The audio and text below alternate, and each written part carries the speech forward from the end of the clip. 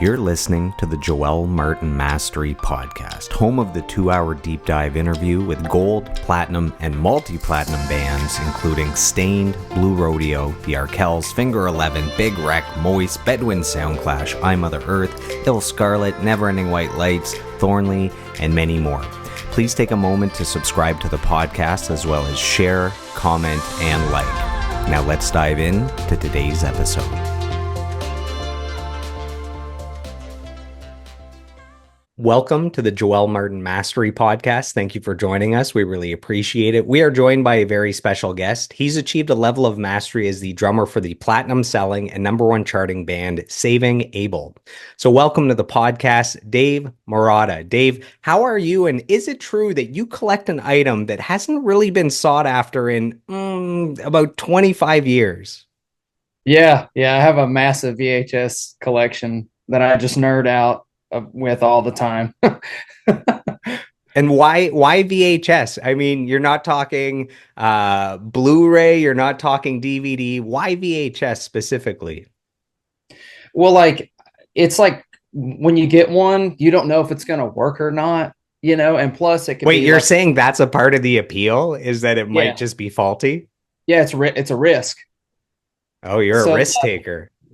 Yeah, so when I started collecting them, I've just found movies that I liked, and or movies that I had seen as a kid, from the distance, but I was too young to understand them, and I watch them now and I'm like, oh, that's why this movie won so many awards, or why it was so special to some people. So I get a chance to not only revisit my childhood, but I get to get a grasp on what time was like back then too, because I don't remember a whole lot of my childhood. So those movies kind of give me the happy moments. Does that make sense? Not to sound dark or nothing, but I can just kind of tap into that and kind of nerd out over it. And it was just really cool, man. I started collecting them on tour, on my off days. A bass player friend of mine that was subbing for us would go to these antique malls and collect cassette tapes, and he would shoot me a message, like a picture, and he'd be like, dude, look at all these tapes. And I would just Uber over there, or walk or get a cab or whatever, and I'd meet up with him at these places, and I would just flip out over all these core memories being unlocked from just seeing all the tapes and stuff. And then I got into the Power Rangers rabbit hole, and I have all the Power Rangers on VHS, and it just, so it's just been really cool just collecting that, and then spending time at home, being still, and being in one place and not having technology around me, or not having to, get sidetracked doing something else. I can kind of put it in my day and relax, and that's my me time. So a collection of something could be 100, 200. How many VHS tapes do you think you have? Roughly 600. Oh man, are they beautifully displayed somewhere? Yes. Yeah, when you walk in my house, to the left, there's a Nintendo 64 with Nintendo 64 games, and then there's surrounding it's just a wall of VHS tapes.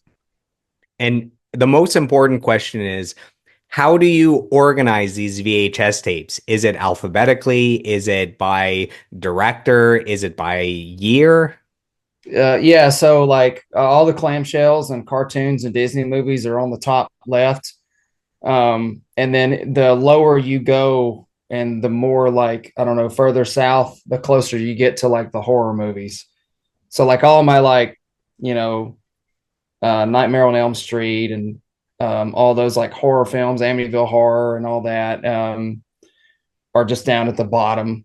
If I'm in a heavy mood or something, I'll just watch one of those. I have all the Hellraisers and stuff, that's all down there too. So I like a lot of those films as well. You're saying you have to go to the depths of Hades to grab a good horror. Yeah, movie. I know that. I didn't want to come out and say that, but yeah, I guess so. It's you get down to the dark and it gets a little scarier. That's funny. I remember, I don't know, 15 years ago, there was a garage sale at the base of my apartment building, and I remember this lady was selling VHS tapes, and even back then, they didn't go for a lot. And I think she was selling them for $1. And Yeah, an old man came up and was like, "Oh, I'll give you 50 cents for it." And she looked at him like it's 50 cents more, you know? And yeah, the guy was like, "What's 50 cents between two friends?" And she's like, "You know what? Just take the VHS tape." So right. Yeah, that's one great thing about it is like it's a pretty cheap hobby. And if the tape's messed up, like would you lose $1? Like some of them are pretty valuable. Like um I bought Pee-wee's Big Adventure right after Paul Rubens died, and that was like $25. But other than that, like I mean, some of them are, $3 and $4 or $5, whatever. Some of my Power Rangers movies were in the $5 range, but really I've also splurging got on those ones. Yeah. yeah, but I've got some buddies like located around the country. Like I've got a really close friend in Atlanta, and that's what he does. Like when he goes out to these garage sales and stuff, he always sends me a picture of a bunch of VHS tapes, and he's like, "Do you want any of these? I'll box them for you." And then he would come out and see us when we were on that side of the country, and he would bring me a big box full of tapes that he had found that I'd kind of agreed on, and so it was just like Christmas all the time when I was on that side of the country. You have your VHS pushers around the country. I I like do. it. Yeah, I do. I've got three of them. That's amazing. I know that sounds It's, silly, but yeah. I mean, of all the, things you can enjoy or be obsessed with, I mean, this is like the most uh wholesome thing that you could do. Right. Yeah. Yeah. I think that plays a huge role in taming a personality too. Like the more wholesome things you're doing, it just eventually like, I don't know, kind of helps you appreciate things a little bit more, appreciate time a little bit more, because everything is so fast, so So that alone time is and special, you know what I mean? absolutely. I like to start these interviews by sharing how the guests and I know each other, just to show the importance of networking, of relationships, of building community. So, in our case, our mutual friend John Wysocki, the original drummer for Stained, and for Lydia's Castle as well. He passed away in May. Super heartbreaking. Everybody loves this guy. And there was a celebration of life event on June 18th. They were also raising money for the Nashville, dog shelter, the Humane Society, something like that. So a bunch of incredible musicians from super popular bands got together and performed at this event and played different songs from his discography, from his career.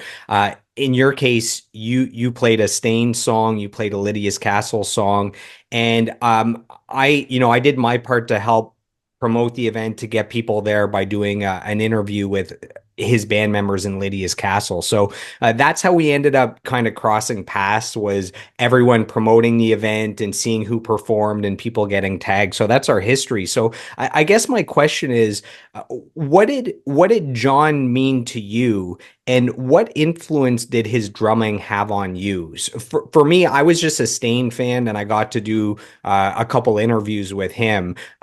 And him passing, that was hard on me.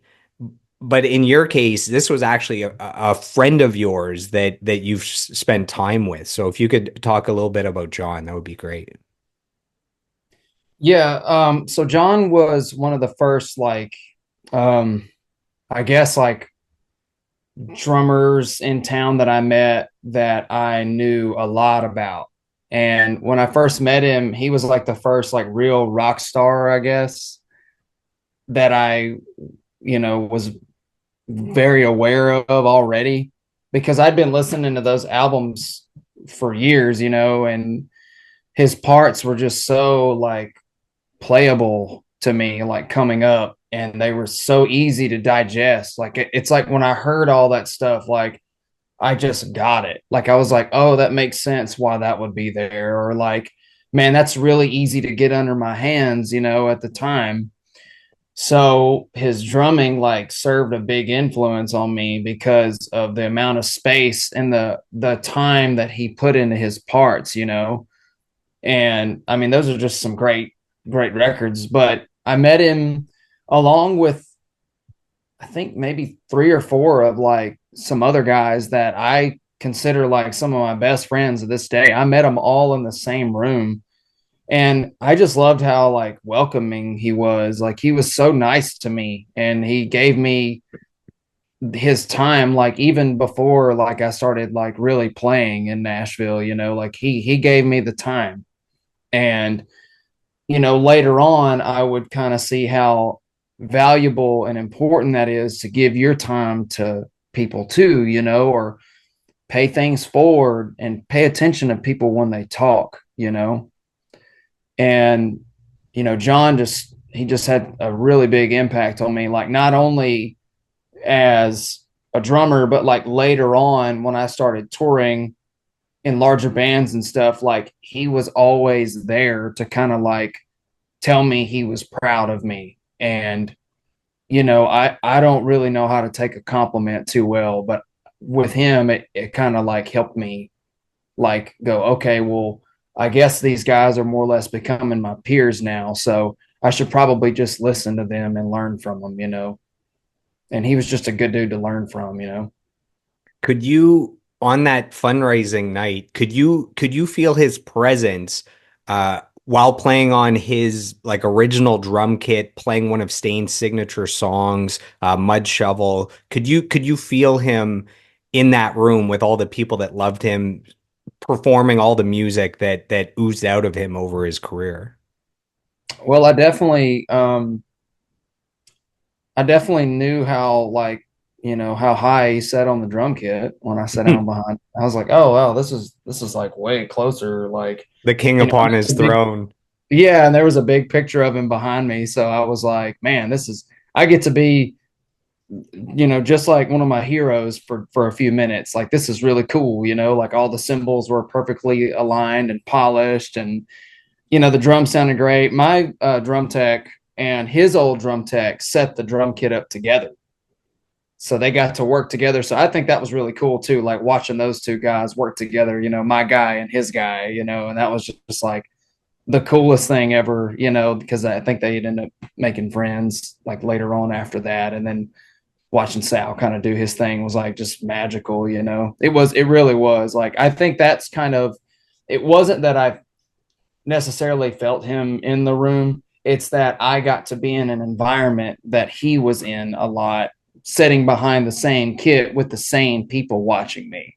I got to like live through him for just a second, you know, and I thought that was really nice. So I have some kind words sent in here from Tanya Leanne, the singer from Lydia's Castle. So you Yeah. you you performed one of her songs, which John, before he passed away, that was the band that he was focused on, that he was writing music for, that he was growing with, Yeah. and she was one of the main organizers for that Celebration of Life event. So this is what Tanya Leanne has to say. She says, this is a long one, so brace yourself for this. She says, often we hear the words, there's no one like him, repeated so many times that it becomes another worthless, watered down phrase in our society. But when someone asks me about Dave, I truly believe those words identify him perfectly. He's a phenomenal musician, friend, husband, and father. While anyone can be one of those things, Dave checks all those boxes. What sets him apart is that he strives to always grow and improve. He has the drive to always be better. Most people stop growing when their talent starts to rise. It's almost as if a switch is flipped and laziness or comfortability creeps in. Dave, even as good as he has such a humble heart that he goes above and beyond to evolve and build. He's always searching for ways to improve himself. He isn't afraid of a challenge or putting in the work. That, mixed with the talent and good heart, is what makes Dave a phenomenal human being. So when someone asks me about Dave, I truly say with full confidence, there's no one like him. Because in the grand scheme of things, I know in my heart that there isn't, and he truly is one of a kind. So that's from Tanya Leanne. Oh, thanks. Yeah, those guys are the absolute greatest. Every time I'm around them, like it.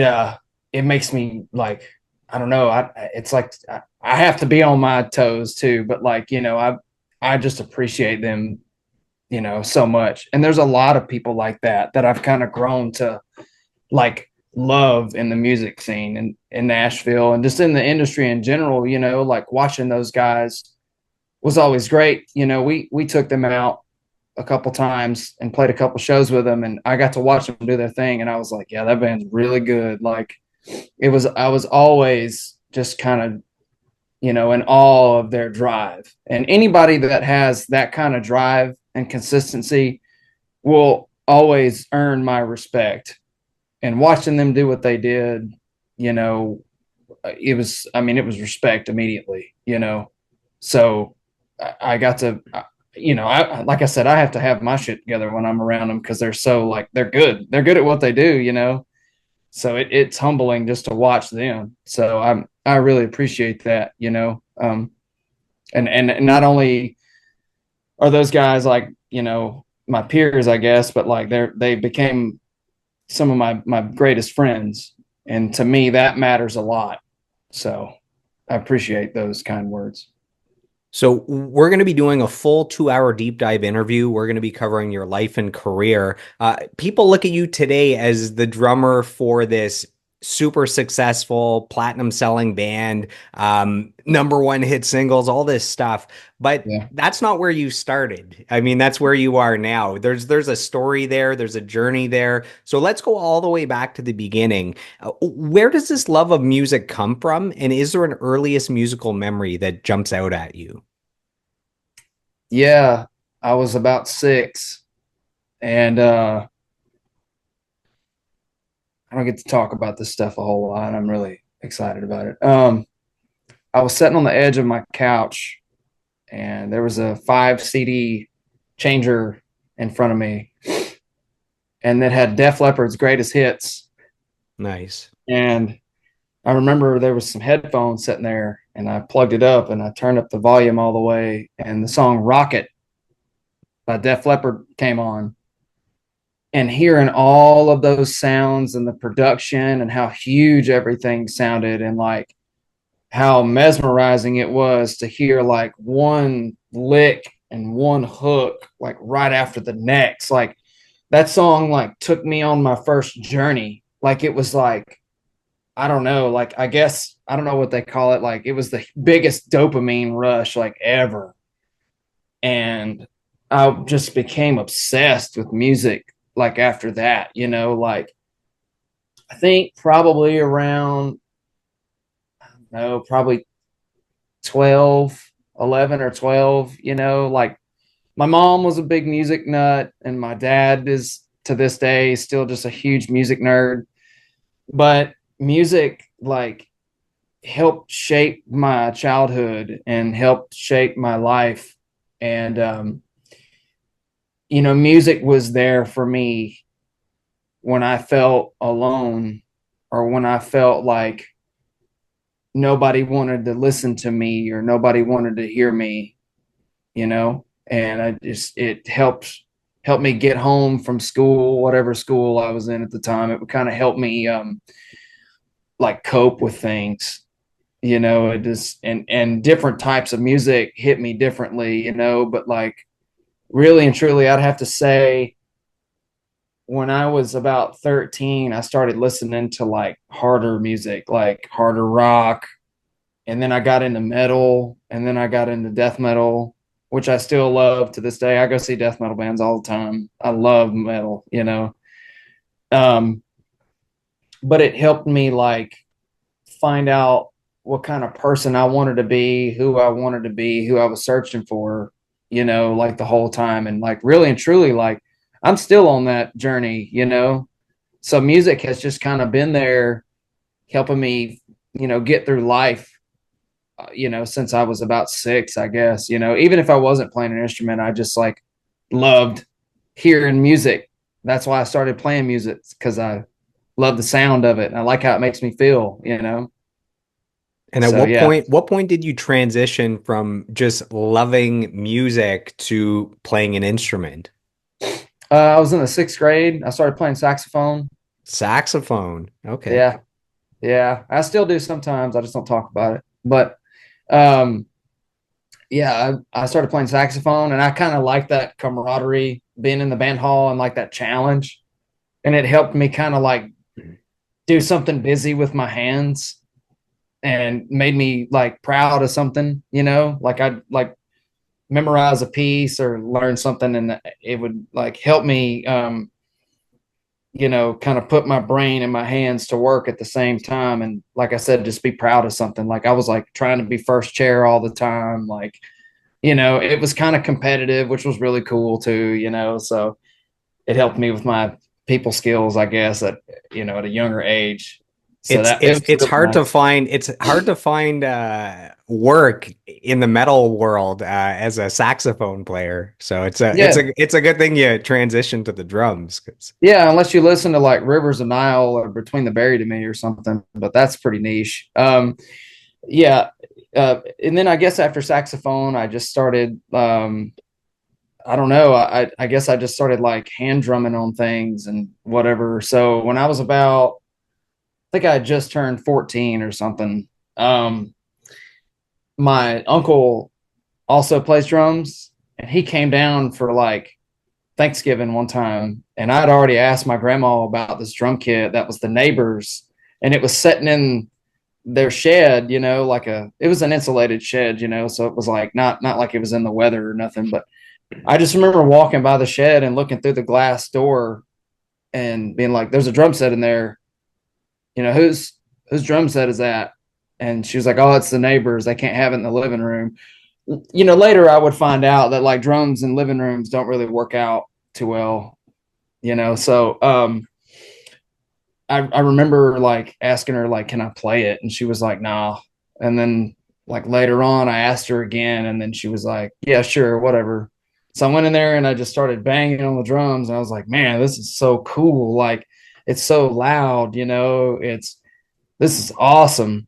And then I don't know what was said, but like one thing led to another, and I ended up with the drum kit. It was just this like cheap pawn shop drum set. It had two cymbals, and I guess their thinking on it was, well, if he's gonna, get serious about it, like let's let him like beat this one to death and kind of like respect it a little bit. Well, I got it all together and I just started playing on it, and then I found this little boombox thing or whatever, and I went and bought a Nirvana's. I don't know why I'm blanking on this, but I bought.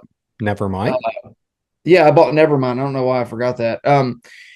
I bought Nevermind and I put the headphones on, but it wasn't loud enough for the drum. The drums were way too loud, so I couldn't hear the music. So I took my hat and I would put my hat on over the headphones so they'd squish to my ears.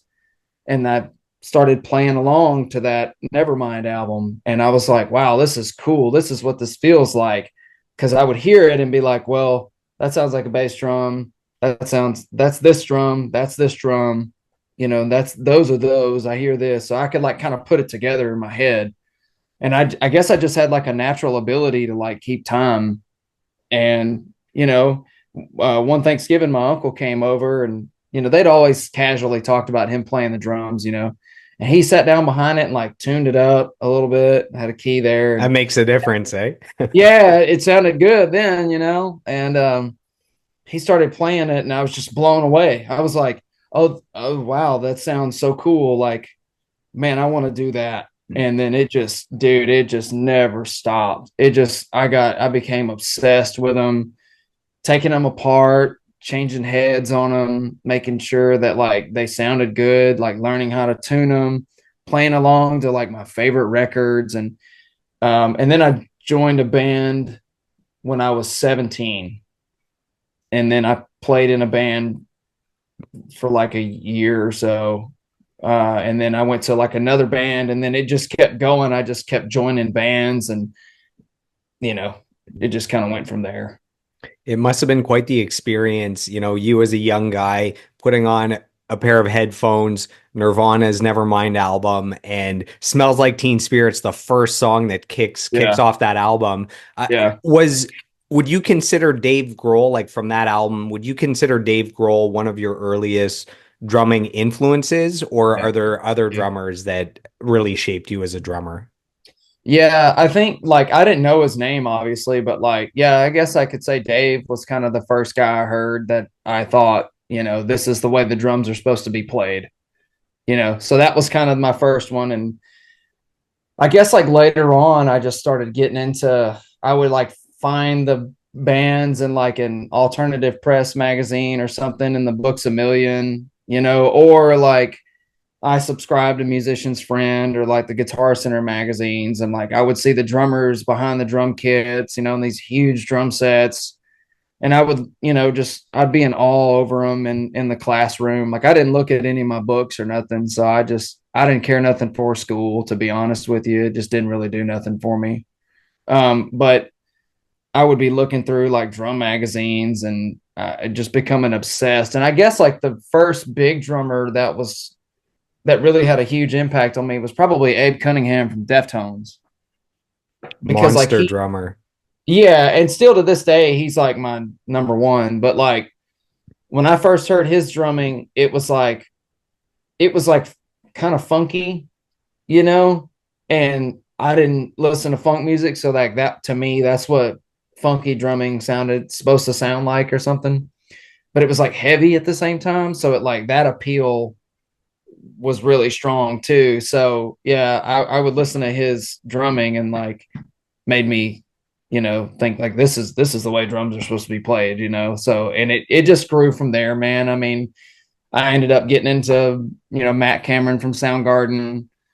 Um, I'd say I didn't really start getting into like your Jeff Porcaros and all those guys until I was like in my mid late 20s. Like I didn't listen to Toto. Like I didn't listen to Steely Dan. Like I was listening to metal and like hard rock and stuff. So like I didn't necessarily chill out until I was in my mid 20s on what taste was on drums. Man, the sound of the drums on the Deftones, Around the Fur and My Yeah. Own Summer Shove It. Man, he has like a uh quadruple kick thing that he's got like this Oh yeah, on yeah. Around the Yeah. Fur. Oh It's just yeah. with the Around the headphones fur. on, it's just such a monster. That snare is like painful, like in all the right ways. It's so Good. so snappy. Yeah. It's supposed to be like that. Yeah. That was another thing that like, I that's how I connected, was like how powerful the drums sounded. Like that was the first time I'd ever heard drums in my ears and was like, whoa, like that is strong. And it also like not only did it like make me want to like fight, you know what I mean? Like it made me wanted to like to be um I don't know, like it made me want to run through a wall, you know what I mean? I'll quote, the famous Dave Elitch, but and then also like it gave me this euphoria when I heard songs like um Digital Bath, it like took me to this other unworldly place where it sounded so like euphoric, but the drumming was just there, and like, like, The sound on that White Pony album, there's such a haunting yeah, epicness to it. It's like I think that was the album that was recorded in like a haunted mansion where people were murdered or something. I could be making it up, but I think I remember reading that. But just the sound of the drums on Digital Bath, on Change in the House of Flies, um, yeah, yeah. that album is ridiculous. Oh yeah, dude, I like all those albums, and I even just for fun, I play in like a Deftones tribute band in town too. So like, anytime they send me a set list, I'm like, ooh, what are we doing this time? And I get so pumped. Like we're playing most of the songs off of Self-Titled this go around, and I'm like pumped because Self-Titled is my favorite Deftones album. So They just announced a North American tour, I think, didn't they? yeah, yeah, they're going out with the Mars Volta.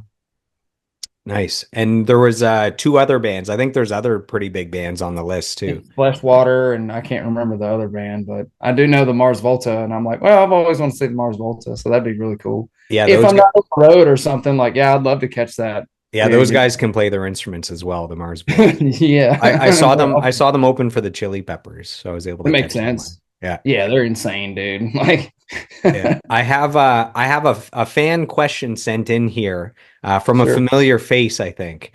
So this is from Sam Burnham, and his question is: did you ever think you were going to make it to where you are now, beating on the drums in that back bedroom in Little Rock, Mississippi? From your forever stepbrother, Sam Burnham. Um, no, I didn't think I was gonna be like doing it like professionally or whatever, but like, yeah, I kind of knew I was always gonna just play the drums. Like even if I weren't doing it at the level I do it now, I was gonna be probably doing it anyway. So I mean, yeah, I never like, said I wanted to be famous or nothing. Like to this day, like I still don't think I'm anything special, but like, yeah, I was going to be doing it anyway, man. So wherever I ended up is where I ended up. But thanks for the question. If I met you at 12 years old, who would I be meeting? A really incredibly talkative, loud, abrasive music nerd that just wanted to grab your hand and take you to like everywhere where there was music related stuff. Just a Music chatty stores. Cathy. Yeah, just always talking. Just talking, talking, talking. That's So funny. You said, bringing people to anywhere there's music. Can you remember the first concert you ever attended? hmm. Yeah, I think it was like Blake Shelton or something when I That's was in too the funny. like the third grade.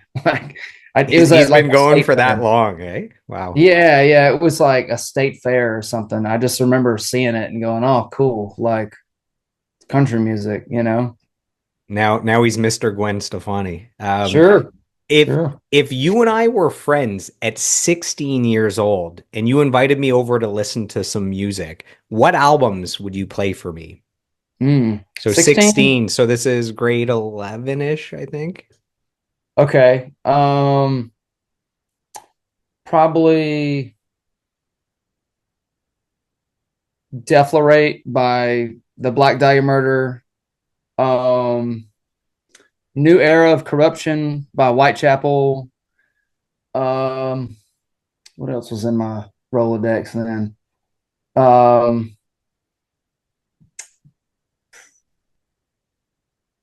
Self-titled by Deftones because I didn't really understand it then either. So I would have had you like help me figure that out. um, and then I don't know, man. Probably Wormwood by the Acacia Strain. That was like a huge drummy thing for me too. Like when I heard Wormwood by the Acacia Strain, I was like, "Oh, that's drumming, man." Those So probably those those. those are some good choices. You mentioned that you had played in different bands, going through Mhm. high school and while Yeah. you're learning the drums. Can you rapid fire through the names of those bands? Our listeners love hearing old school band names, and sometimes they're so terrible, and sometimes there's actually some really great band names where you're like, maybe Yeah. we should resurrect this band name. Sure. Well, I never played for any like well-known bands, man. I played for like lots and lots of local bands or like I jammed a lot with my friends. I didn't really like get established into anything till I was kind of a late bloomer, so like 2021, but let's see, 17 I played in a punk band called Leave Her Crying, which was pretty that's a hell of a name. But I love those dudes. They taught me how to listen to music and play it correctly. BJ Russell, the guitar player, is still one of my best friends today. So I'm super grateful I got to experience that. And then I left that band and went to a band called Unmanifest, which was like a metal band. They were really reaching for things. And they were phenomenal musicians. They still are. And then the bass player in that band is still one of my best friends to this day. So I'm grateful I was in that too. And then I played in a band called the Phlegmatic, which was again one of my best friends playing guitar again. And we were really into bands like Balance and Composure. We liked the Mars Volta too, but we didn't sound like the Mars Volta. But we were into like, I guess it would be called like post-hardcore bands. So like Touche Amore, Pianos Became the Teeth, like those kind of bands. Really, really cool stuff. And then after that, it was just kind of like filling in for everybody. Like I played for like all these cover bands in this little town called Oxford, Mississippi, like where I lived. And it was like a college scene. So like when the college was happening, the kids were downtown at all the bars. So I just played at the bars downtown all the time. And that's how I kind of got going, was just playing in like local bars in a college town because there's always crowds. The money was decent for what it was, So after that, I kind of became a sideman at like 21, 22. And I did that, until I was 26. So you grew up in Mississippi. You're now in Tennessee. What prompted that move about 7 years ago? Um, I was just playing drums, and one day I was like, man, I could probably like make a living at this, but I'd have to move somewhere where there's like an abundance of musicians so that I can always have gigs. So I thought about LA, and I was like, no, it's really expensive and it's really far from home. And then New York's cold and I don't like jazz. So like there's that. And then nothing else really spoke to me. Like later on, I questioned Atlanta one time, but then I was like, I don't know. I really just wanted to move somewhere where I could like join a band, like wherever there was a good band scene. But like really and truly, like some of your favorite bands are just from random nowhere towns. So, so I thought Nashville, and I kind of put some feelers out and came up one weekend in Nashville and met some people that were kind of pointing me in the right direction, like right away. And one day I got a phone call from this guy named Mike Mullennan, and he played drums for the Goo Goo Dolls. Wow. And then, but he was playing for Tanya Tucker at the time. And he's like, "Hey, I'm doing demos with this kid. I got this guy. Like, seems like he's doing pretty good. He's got some wind under his sails. I think he's looking for a drummer. You should come up here and try out for him." So I came up one weekend and like ended up sleeping on his floor like a couple weekends in a row and jammed with him, and it worked. I thought it was a tryout. It wasn't. I just got the gig. So, and then I was like, well, we got to move now because I got a gig up here. I got to do it. So I just moved up, and I lived about an hour and a half away from Nashville, and I would just drive back and forth like, every night after work. I'd work like 45 hours a week at a day job and then just drive back and forth to Nashville until I met my people. And then eventually I met my people, I guess. And here we are today. Right. Yeah. So we have some kind words sent in here from someone that has a familiar background as you. So this is from Taylor Roberts, the guitarist for the gold-selling band Taproot. Oh, yeah. I So love Taylor. so Taylor says, Dave is an amazing human being, a fantastic drummer, and a fellow Mississippian that's carving out his own path. I couldn't That's be right. more proud to call him a friend. So that's Taylor Roberts. Dude. Not only like he's so freaking cool, but like I love that band Taproot. That was another band that was like had that really like they were really heavy and they were cooler than all of the other rock bands, at the time for me, like in high school. And like, like I love Taproot. That band is real good. Yeah, I remember when their biggest single Poem dropped. Like that was a massive Dang. top five Yeah, global hit, and that's where I took notice of them. really. Mine was probably Plead the Fifth. Like when I heard Stolage by them, I was like, this is the heaviest thing ever.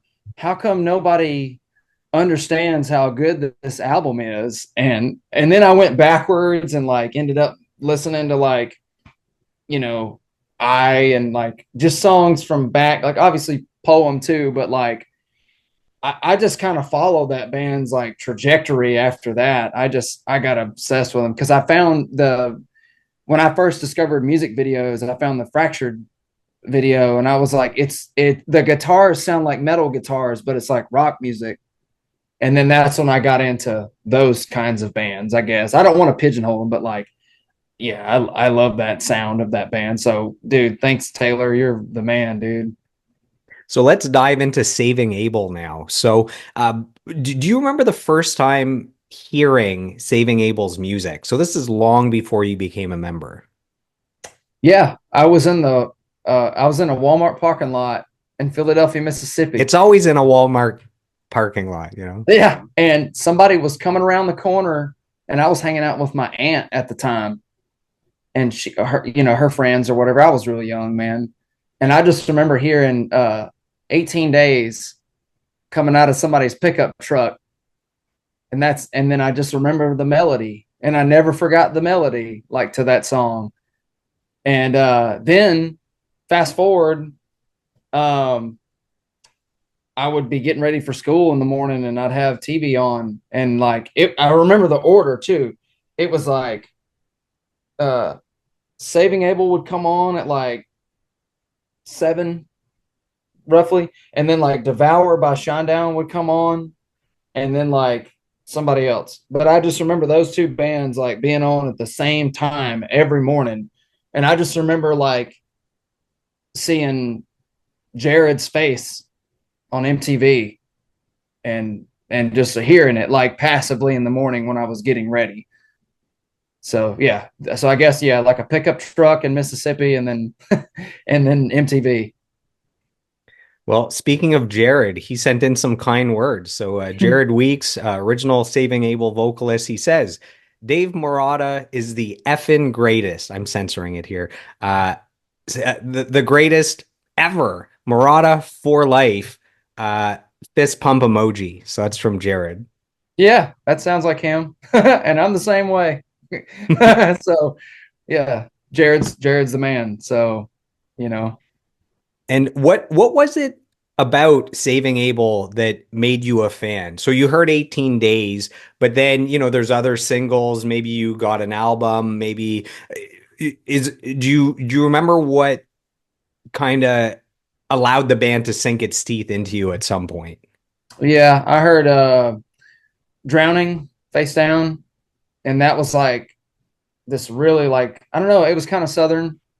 It sounded like a really really polished Leonard Skinner, and like me being from the South, it was like I don't know, it made me feel good, and that was kind of a feel good tune anyway, So it like I don't know, kind of it gave me hope, I guess. I've come too far to turn around, so I heard it and was like, man, this is just so inspirational. Like, I wasn't like to be honest, like I love playing all those songs, but like uh their biggest hits didn't resonate with me like all the rest of them. So like when I heard the rest of their music like later on when I would dive into their albums, I was super, and I'm still like super opinionated on a lot of things in music, which I probably shouldn't be, but I guess it's just passion. But that third record is just slept on. Like people need to dive into that one. And So I guess it was just learning the songs and getting into it, and I was just like, wow, this is great music. What? How come none of these are hits? Like, so and do you when you play the songs with the band now, and it's the songs that you remember first hearing just as a fan, the 18 Days, the Drowning, do you feel a certain kind of way playing them when there's that young kid still inside you that was just a fan being like, do you have that moment where you're like, oh my God, like this is the band I would hear before going to school? And wait a minute, I'm on the drum kit with this band now. Do you ever have this kind of weird, not deja vu, but you know what I'm saying? This kind of weird moment. well, yes, I do, but I also have to like I have a hard time sometimes like separating work from fun. So like yeah, I make sure that I'm playing them right and doing them justice. but yeah, sometimes when I play them, like depending on where they are in the set list, I can project what I feel out of them, and I guess that's just kind of like the best way I can put it is like the way those songs make me feel. I try to make everybody else feel that way too. So I try to put that energy that I feel from them out, and that's kind of been like my whole thing playing music forever is like if this song makes me feel a certain way, I'm going to try my best to make it feel like it should so that you can feel what I feel. Does that make sense? Absolutely. Yeah. So So, it was 18 days that you heard first. For yeah. me, I remember, man, their first single when they released Addicted, such a monster hit. I remember Yeah. the single on the radio. I remember the music video. I actually went out and bought that album in 2008 and Well, Addicted, 18 Days, those were my favorite singles, but then the album cuts, Sailed Away and Beautiful Day were my two favorite songs that weren't singles from that album. Do you guys ever play those two songs in the live show? no. No, I'm just gonna I be honest. No. no. So I cut when I first joined the band, I had to do like an essentials record for 'em. I cut Beautiful Day in the studio, but when I joined the band, they were already of the mindset of like we want to be heavier, Mm. so we don't want to play any of these ballads really. Like, I'm a softie for a good ballad, which is why those are two of my favorites. But I yeah, understand wanting to bring the thunder live. yeah. Well, they like I'd already had like an aggressive ear for music and was more of an aggressive player, so they were like, I don't know. We kind of tailored the set on what everybody was feeling, and like we pretty much we kind of started from 2013. Like when I first joined the band, we played most of the third record first. Like we finished it off. Like we were playing songs on that record that like they'd never really played live. Um, or if they did, it was short lived because Jared wanted to finish that. He wanted to get all of that out of that album first. So we were playing songs like we opened with New Loser, which is a banger. And then what else did we play on that? We played like Bittersweet and Me and You, and There's we lots were of bangers on that third album. oh yeah, dude, that album is so slept on. But yeah, that we were just kind of completing that. So really and truly, that those first album ballads and like second album ballads, like we didn't get to them. We just played the heavy tunes off of those albums. So the ballads were the third record albums. Like that the third record. It's got like pictures of Elvis, and we had pictures of Elvis in 18 Days already in the set, and then everybody was like, "That's it. Like that's the only ballads we're doing, man." Did I am I crazy or did I see that Saving Abel, you guys did some acoustic shows? Did you ever do acoustic shows or am I making that up? No, my first show was an acoustic show. Okay, so in the acoustic shows that lends itself more towards maybe some ballads, you still wouldn't those songs still wouldn't make it? Yeah. Well, let's see. Acoustic shows. I think we would do, yeah, 18 pictures. But then like also we would arrange some of those songs to kind of sound more, ballady, I guess. Okay. And then the drum set I would use would be like a pancake bass drum, a snare drum that's, got a bunch of muffling on it or whatever, some jingle rings or something. And I would use like, hot rods or brushes or whatever, to kind of make it feel kind of like we wanted to kind of do the unplugged 90s like Alice in Chains thing. So we would treat some of those songs like that too. So it was never really like big ballads during that, but we would take some of the songs and turn them into them. And here's So the big question. How did the opportunity present itself to actually become a member of Saving Abel? so I do like a lot of jam nights in town all the time. I'm a busybody. I love being in my car. So I always do jam nights as much as I can. Like I'm a forever learner. So like anytime the opportunity presents where I can play a song that I don't know anything about, I'll do it. Um, so there was like a new metal night or whatever. Ironically, I had to play a Taproot song that night. I played Poem, and I also played Engine Number 9 by Deftones. So immediately that was the first jam night I ever played where I knew the songs, so I didn't have to worry about much, you know. Um, well, we had a rehearsal, like a group rehearsal for the jam night, which is super rare. Most of the time, you just get up and do them, you know. So um, I showed up to this rehearsal or whatever, and they were going through the list of songs that had to be performed, and Mud Shovel was one of them. And this kind of all ties it together. So most of those guys in that room still hang out together. So the bass player on that song was Matt Dice, who at the time I think he had just departed from CKY, but he plays for All That Remains now. And he is one of my closest friends. He did some touring with us and Saving Abel. You know, I think the world of that guy, man. And there's another guy named Jeremy Barber, who is also one of my greatest friends. He is now the guitar tech for Three Doors Down.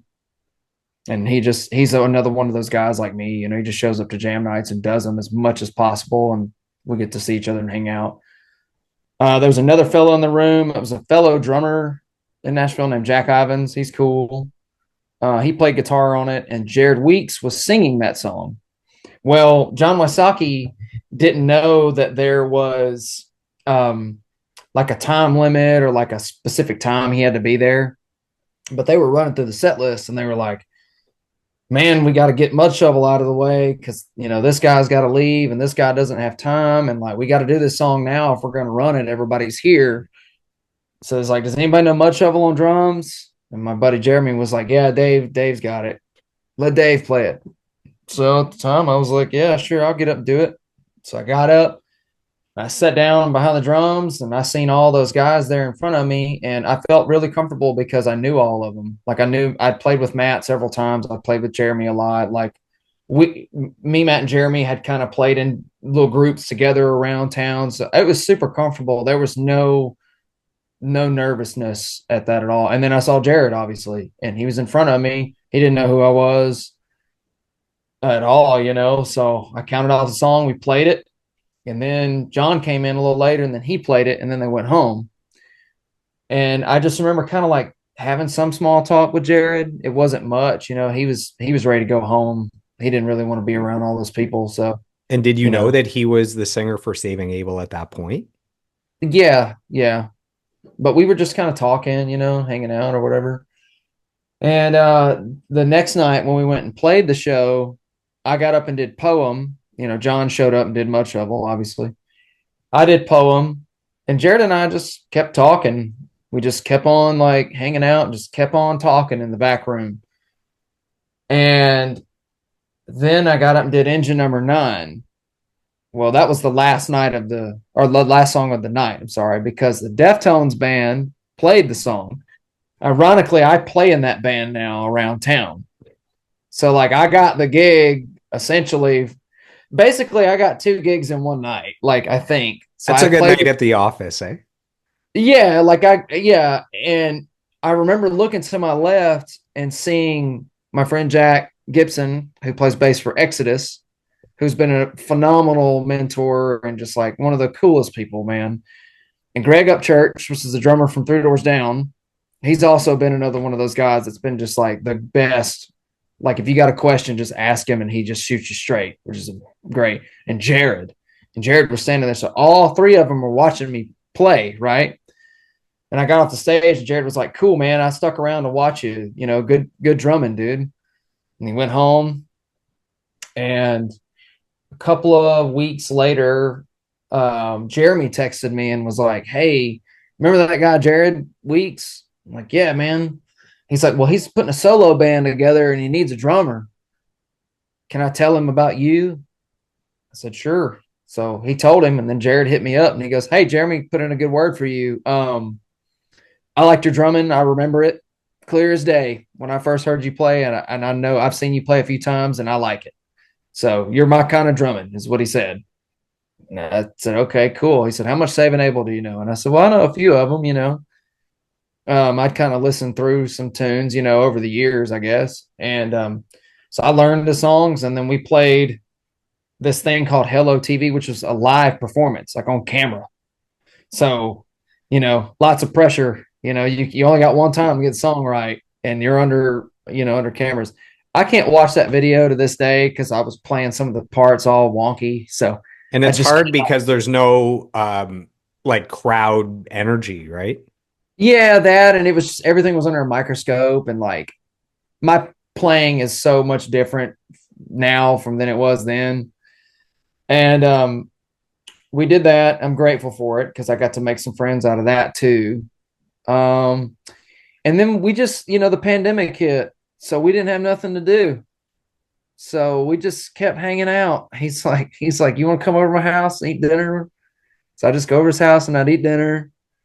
We just kept talking, you know, and just one thing led to another. And we just became friends. And then he goes, I went to one of his little acoustic shows up here in Murfreesboro where I live. And we were out back talking or whatever, just chatting it up. And he's like, man, I've been talking to the guitar player a little bit from Saving Abel. And I'm like, oh, cool. It's like, I think we might do something, you know? Cool. I didn't think anything of it, man. And one thing led to another. And it was like, it happened real fast. It was like within a couple of weeks, I was receiving another phone call, and he was like, hey, I'm going to join the band and I want you to be the drummer. And I was like, all right. And it didn't even click with me. I was just like, okay, cool.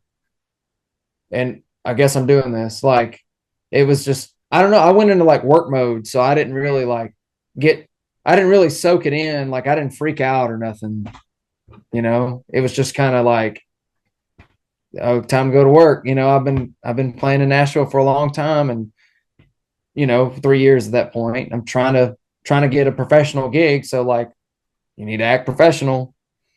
So that's what I did. And then he asked me to play on a record for them first. So it was this thing called the Essentials album, and which was just all of their hits, everything that had ever charted, I guess, and like maybe one or two that they just liked. So I went into the studio with the original producer and I tracked the album first before I was in the band to see if I could hang in the studio. And I guess I could hang in the studio. So um, here I am.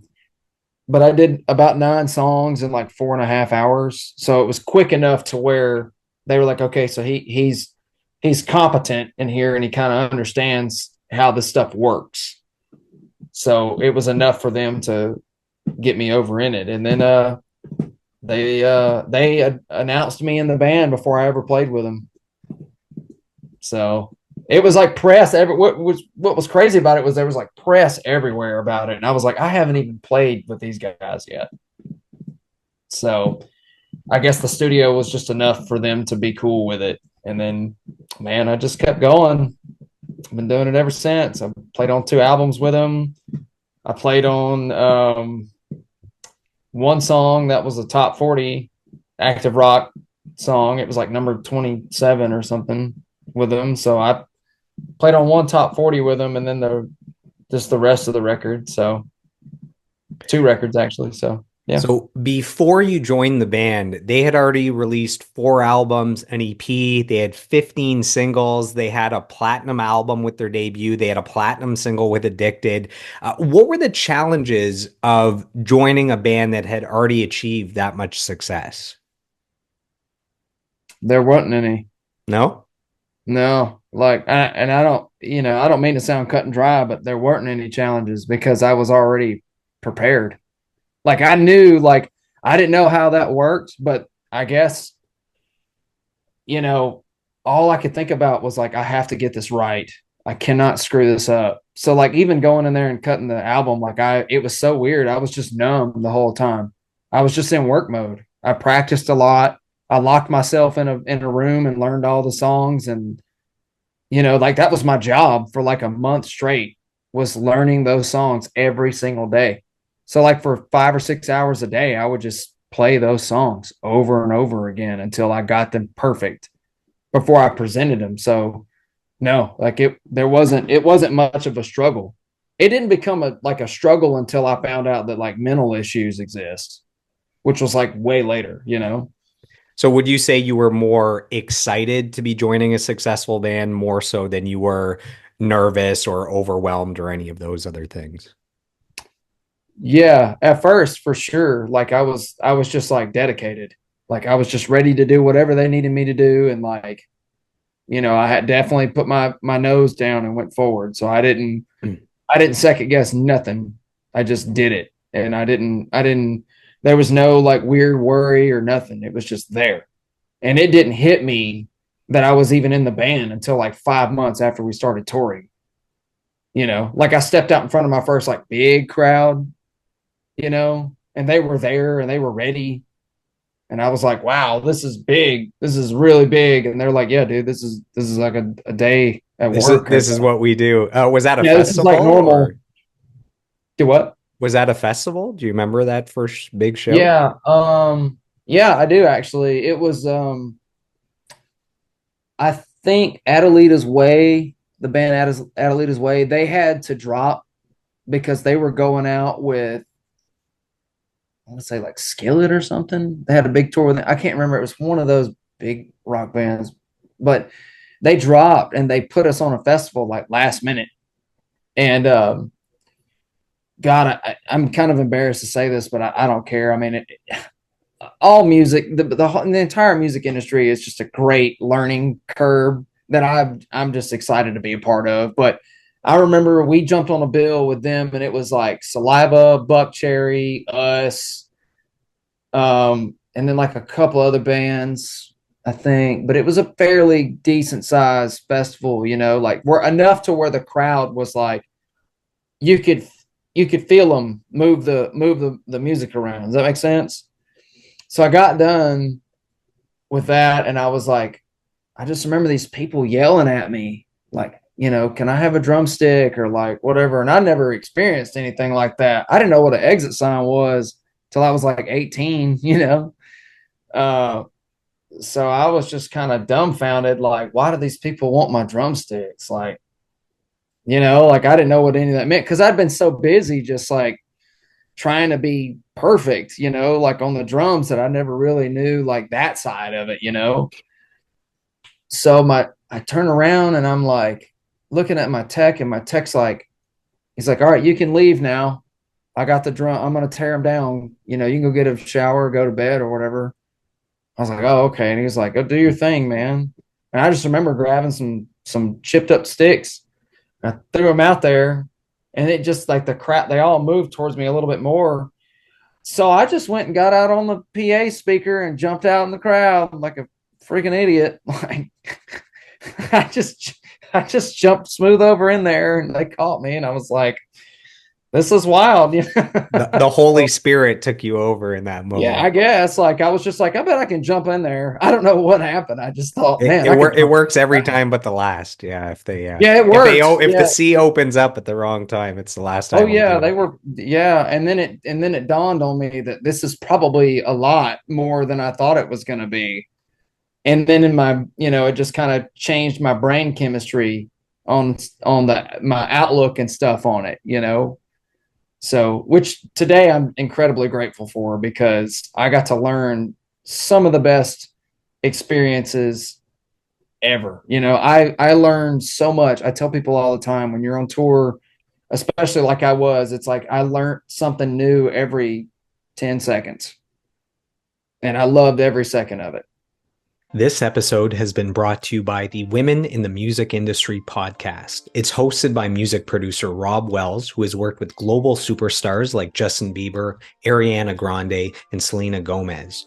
Through his 1 hour interviews, he shines a spotlight on the remarkable women who are breaking barriers and making their mark in the music industry. Some of his notable guests include Morgan Lander of the multi-million selling metal band Kitty, and Pam Shane, who co-wrote Genie in a Bottle for Christina Aguilera.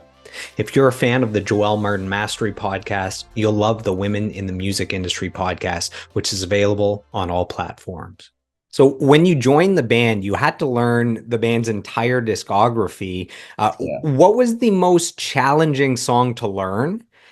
And is there a song that's the most challenging to play? So maybe there's a song you know it inside out, but you really have to pay attention while you play. Maybe there's no crazy time signature changes or anything, but any songs that are challenging either to learn or to play. Um, Come well, on, something's challenging. What is it? yeah. Okay, so I'll just start with like live first because I learned the whole catalog. We don't play a lot of those either, but Miss America is kind of a mouthful live. It's in 6/8, which is different from everything else in four or whatever. Um, but I will say I don't play this one live, but Beautiful You from the first record has got some turns in it that will stump you.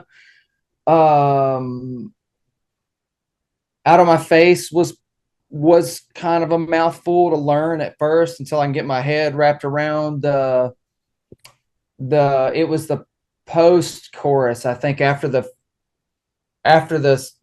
second chorus or something, or the first chorus. But like there's some weird turnarounds in that song too. So yeah, Out of My Face was weird to learn. And then Miss America's a mouthful to play live if you're not ready for that one. Um, and then Beautiful You is kind of a tough one. So So you joined the band in 2021. This is during the pandemic. The pandemic decimated all these industries, the restaurant industry, the airlines, and the music industry. I mean, the live event industry just fell apart overnight. How did the pandemic affect your career as a musician? So yes, I know that it was during the pandemic that the opportunity presented itself with Saving Abel. So that's awesome. But how did it kind of affect you at the peak of the pandemic where things were in lockdown and it was, nobody knew if you would ever play a live show again. It was pretty bleak at one point. it was good for me. Yeah.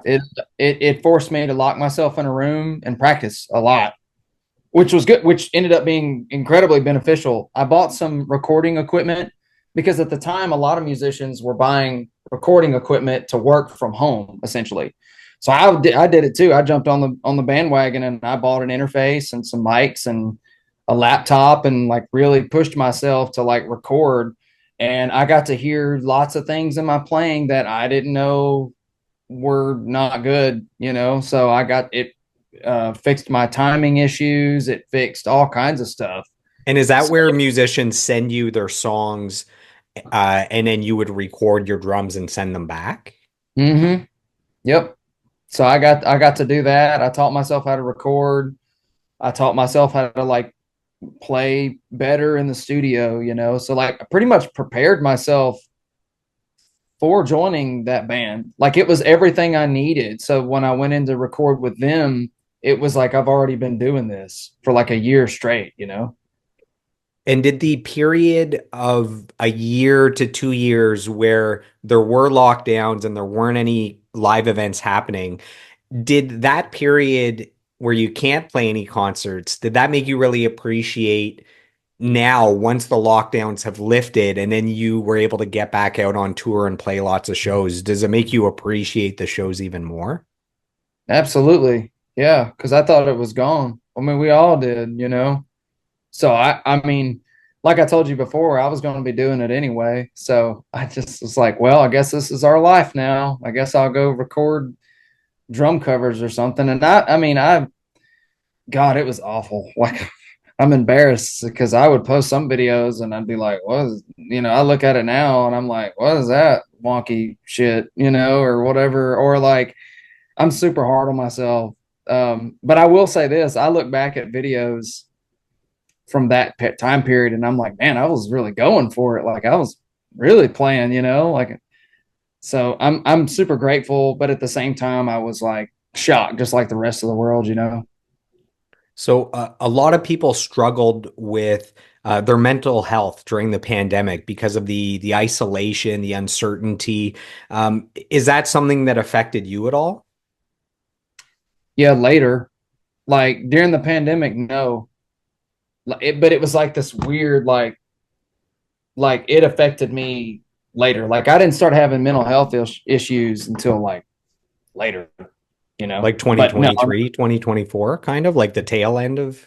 Yeah, yeah, like 22, 23 is when I started like, I couldn't figure out what was going on with me, and because I'm like one of those people that have to like constantly search for things to correct. I was constantly, and I still do, was just constantly trying to figure out why is it like this? Like, why am I thinking like this? Why is this so damn hard on me? Like I don't understand why this is presenting a problem. Is it So like an existential angst? Like, is it trying to find meaning in everything? What is it that you think affected you most? it was I didn't really have a whole lot of friends growing up. Because I went to so many different schools. So it was mainly just people. Like I had so many people around me all the time. Now, like being in that band, like it like quadrupled the amount of people that wanted to hang out with me and like wanted anything to do with me. So I was like, I couldn't figure out if they were my friends or like, should I trust this person or like, because I was just used to having my little friend group there in Nashville and just being cool with everybody. But then all of a sudden it just like opened up this whole new world to things. And I didn't, being, from, middle of nowhere, Mississippi, I didn't know how to deal with that stuff. So like I had to really like focus on my mental health there. And I still do, man. I wasn't even self-medicated until recently, so yeah, it was, man, this like mental health has just been freaking awful. So, but that I'm not discouraged and I'm not, playing the victim here. I'm just saying like, hey man, it gets really hard. Yeah, So, I can relate to what you're saying because I before the pandemic I would host lots of events. So open mic nights, karaoke competitions, personal growth, networking, all that stuff. And I remember having a feeling where, I'm in a big busy event with hundreds of people and I know most of them, but I'm not really friends with any of them. And I had this thought that man, there's nothing sadder than being in a crowded room and feeling alone. Like you're not even isolated at home alone. And it's like, well, yeah, man, obviously you feel lonely because you are alone. But yeah, being in a crowded room and feeling like you don't have any friends there and not connecting with them, that was like the ultimate, it's like how can you feel alone when you're in that social setting? But that's how I dude, felt at sometimes. yeah, and like I'm like that all the time. Like I am so awkward sometimes, and um, God, it felt like, and it still feels like this. I guess the best way to describe it is you get to the pool, everybody's around the pool because it's hot and everybody wants to be in it, and everybody wants to be around it, but then you're the only one that seems to get your hands tied behind your back and kick to the bottom of it. And as you're like kind of drowning and going backwards, everybody's like pointing at you and judging you and laughing at you. And it's like I struggle with that for a while. And I will say this too. You're not alone if you feel like that. But I had to reach out for help. I have had so much anxiety about everything that like I was told that I have an anxiety disorder because I was always kind of a worry wart around some of my friends, but they were just kind of like, it's just the way, whatever. No, man, I found out that I had an anxiety disorder, and I had, because I had an abandonment issue. So it made me like, you know, oh my God, I don't have any friends. I thought I don't understand why we're not friends. I don't understand. And it's like, that's an attachment issue. You have an abandonment issue. You're scared everybody's going to leave you all the time. So I had to cope with that. And I'm being honest about it, because people need to feel like people need to hear that stuff. And if you are going through that, like you're not alone, you just need to address it and be serious about it. So, if some of our listeners right now are currently struggling with anxiety or depression or loneliness, do you have any advice that might help them overcome that? Is there anything you found that's worked for you, whether it's exercise or, counseling or anything? Yeah, definitely seek a therapist. Like you can find them. You just got to find the right one for you. I did that. I went to therapy a lot. If it comes down to it and you got to get medicated, that works wonders too. I didn't realize that till later on in my late 20s. Medication does work. You just have to know how to deal with it. Um, find things that help you figure yourself out. So like goes all the way back to me watching tapes. I watch lots of VHS tapes because it makes me alone and like it helps me cope with things alone. And if I get to focus on something. So same with bread making. I like making bread, because I'm alone and I'm doing things with my hands and it's like quiet. I didn't know how to be quiet. Um, so yeah, I would definitely say go get checked out, turn your phone off, get away from social media for a little while. If you're a musician, don't compare yourself to anybody else. You got nothing to prove to nobody. If they like you enough and they like your plan, they're going to ask you to play for them. Just straight up, if you're into that kind of thing. But yeah, so just be sure that you know yourself. Go take a personality test. Find out things that help you, with that, or find out ways to improve yourself. I'm constantly trying to improve myself every day, whether it's like trying to figure out how I can be around other people, definitely read the room. You can feel a vibe and read the room. If you got to bounce, you got to bounce. Just read the room and don't put yourself in situations that make you feel uncomfortable. Don't force yourself to be in situations that make you feel uncomfortable. If you don't feel like being around the public today, go find a movie. Pay your bills online. And then when you're ready to go out, you can go out. Because I was a total hermit for a little while until I figured out everything. So, and I'm just telling you, like, I go back out now, like I go hang out with people, but there was a point in time in my life where like I didn't even want to leave the house. So That's some good advice. I have something to raise our spirits back up here. I have some kind sure. words sent in from Saving Abel guitarist Scott Bartlett. So Scott says, there's simply no denying his prowess on the skins, from technique to feel to independence, tempo, meter, all of it. My favorite part of playing slash touring with Dave was watching him grow as a man. I never had to worry about his show or his abilities. I got to watch him learn the ropes of being in a national touring rock band and develop as a man in that environment. He ended up being one of my favorite people ever. I really miss touring with him and sharing the stage with him. So that's from Scott. Thanks, man. Yeah. Uh, Scott was a big help. Like Scott got to watch from a distance, and he'd always like casually kind of like nudge me, you know. So, um, sorry, that just like gotta give me like a second. This is a lot to unload. Gotcha in the feels. That's okay. It's, you mentioned at the start of this interview that sometimes it's hard to accept compliments. It's basically, some people go days, weeks, months, years without ever hearing kind words. So it can be overwhelming sometimes, right? Totally, yeah. And that's another thing, man. Like, check on people. You know, call them sometimes. Check on them because you don't know who's like suffering. I still try to do that as much as I can.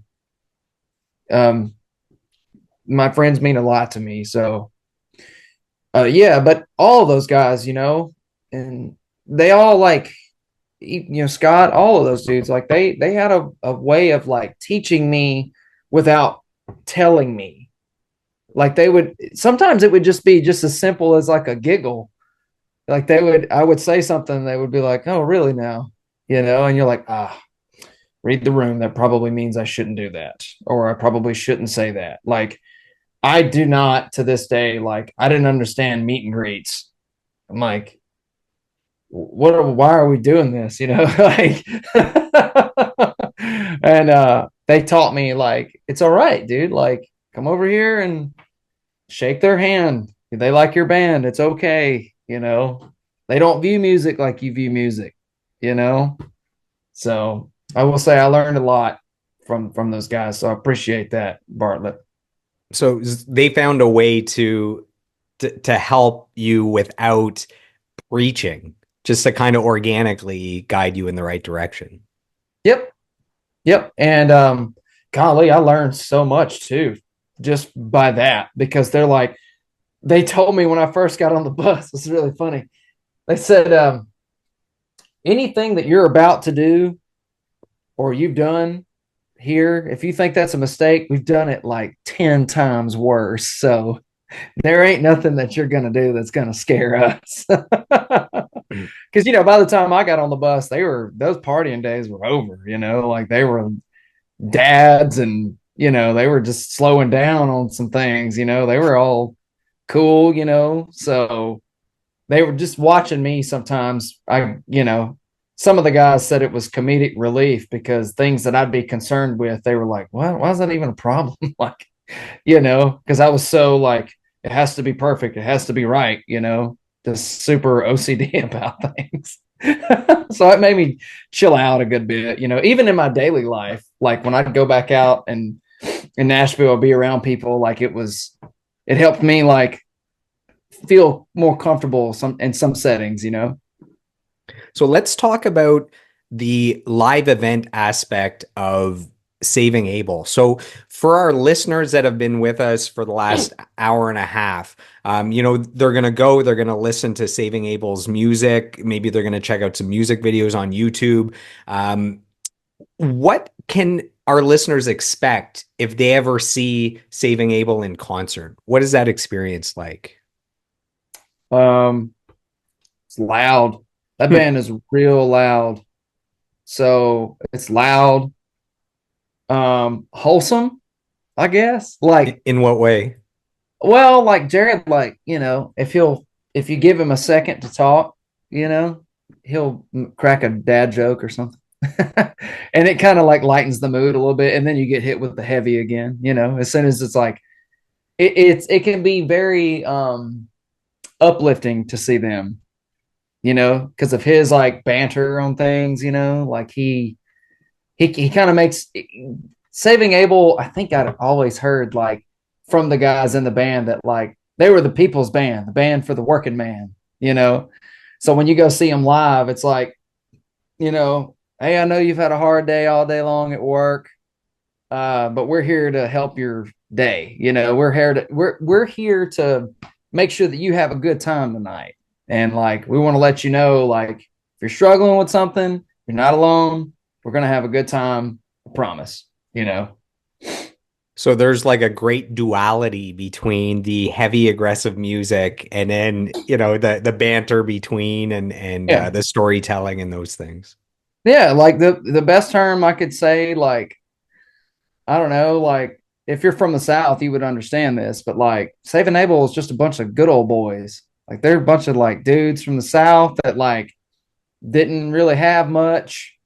And then they started touring in a band and they kept that vibe going, like with their crew, they're always really nice to the crew, um, just really like makes you feel at home. It makes you feel accepted. That's the one great thing about that band is they've always made you feel accepted. When you look back at the last 3 years with the band, what are some of the highlights that stand out to you? Um, Maybe I some of the big probably, festival gigs or the yeah, hangouts or we played this festival one time called Blue Ridge Rock Festival, and it was like with like Mudvayne and like oh, dude, I love Mudvayne. man, it was like Seven Dust and Candlebox. And I remember like listening to those bands when I was growing up, and I remember sitting down behind the drums, and there was more people than I'd ever played in front of in my life. And it wasn't like there's a picture of it somewhere, but that was like in the middle of the set. By the time we finished the set, the whole right side was full, getting ready for the next band. And then like this had filled up. Like the picture is only like half, maybe almost three-quarters of the field. By the time we got done playing, all of it was full.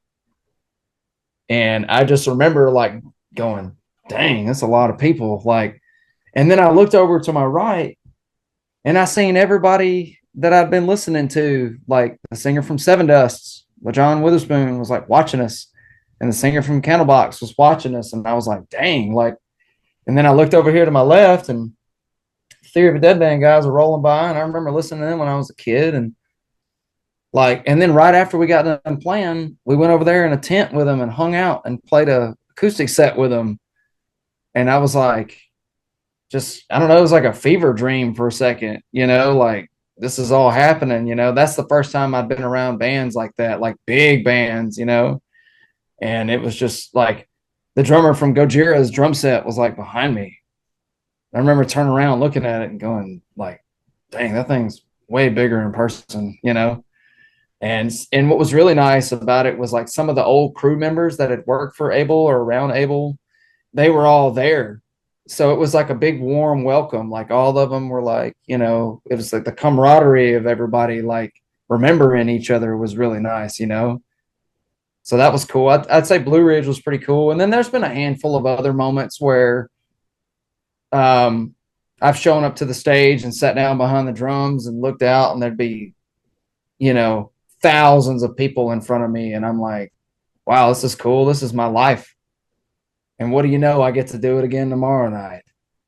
So that was always cool. Like, I guess.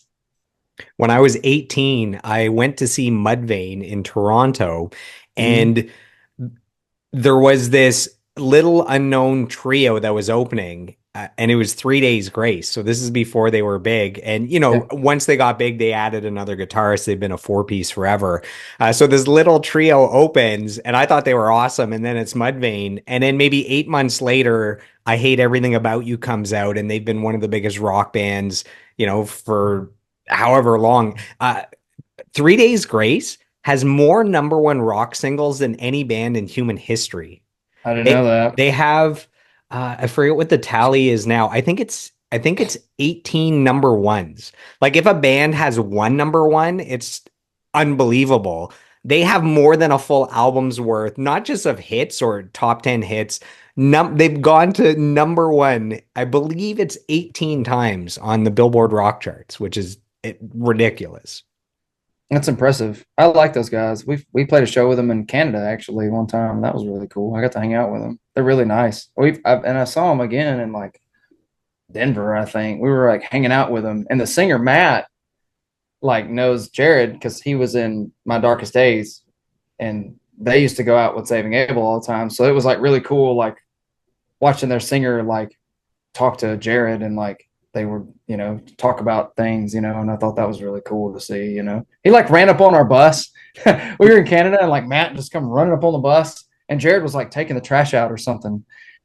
And he like ran on the bus and gave Jared a big hug. And I was like, there's the singer. Like, why are you on the, that's cool. And then he left. Like, so that was a cool moment. What's funny is the biggest show that I ever played. So I'm a guitarist and a singer, but way back, this is, I don't know, over 15 years ago, we opened for My Darkest Days at a free festival in Ottawa called The Exhibition. So that's funny. That's like my favorite, my biggest moment was opening for My Darkest Days way, way, way Yeah. back in the day. So it's kind Yeah, of sure. funny. That's Um, cool. if you had a magic wand and you could request anything on your rider before shows on tour, what would you slide into your rider? I remember hearing J Lo needs everything white. She needs a room where the couch is white, the carpet's white, the drapes are white, everything's white. You hear the Van Halen story where no brown M&M, something like that. What do you put in your rider if you can just have anything in there? I already have everything I like in my rider. Just Uh, VHS tapes and shots of whiskey. oh, well, man, I'm a man of, you don't have to, it don't take much to impress me on that stuff. I just got a little bit of yogurt, some bananas, maybe some peanut butter M&Ms if I'm feeling like a sweet tooth. But like, I guess if I could have anything on my rider, that's I was like, gonna say this is the least rock and roll writer of all time. What else would you oh add to yeah, it? no, I'm boring. Just give me a ham sandwich. yeah, like that's kind of the way we are. Like we're real chill about it. I don't know. I guess in my early days, like, man, put a pack of smokes on there. Like I don't smoke cigarettes anymore, but yeah, back then it was like, I don't know, put me some cigarettes on there and maybe a bunch of peanut butter M&Ms and I don't know. Like, but now I don't know, man. I've pretty much got everything on there I need. I just need my yogurt and my bananas to get me through the day. That's funny. Yeah. All I want is almonds and tofu or something. Yeah, like What would you say are the best parts and the worst parts of being on tour? the best part is I get to play the drums every day, like in front of people, and hopefully they enjoy the show. And I get to do what I love. Like I told you before, I was probably gonna be doing it anyway, so I get to do it times 10. So that's cool. The worst parts of being on tour is it's really lonely. It's like way lonelier than you think it would be. I do like sleeping in my bunk, that's nice. But like, dang, after 3 weeks of sleeping in your bunk, you just kind of like you feel isolated sometimes because after 2 weeks, everybody gets done, they're all out of things to talk about for a little bit, you know. You keep So hearing the same jokes and the same stories. yeah, and it's just, first it was a big chuckle, and now 3 weeks later you say the same joke, and I'm like, cool, I'm going to bed, buddy. Like, it becomes this, it's like Groundhog Day. But like I don't ever get tired of it. Especially like if I know I'm going out and I'm prepping, it's a lot of hard work to prep, but then like shoot, as soon as that bus leaves, it's like, yay, we're doing it again, and that's what's cool about it. But I'd say probably the downside to touring is just you get isolated sometimes, unless you got like a bad driver or something. That's pretty rare. If you got a driver that's pretty bad on the brake pedal, that it gets a little annoying.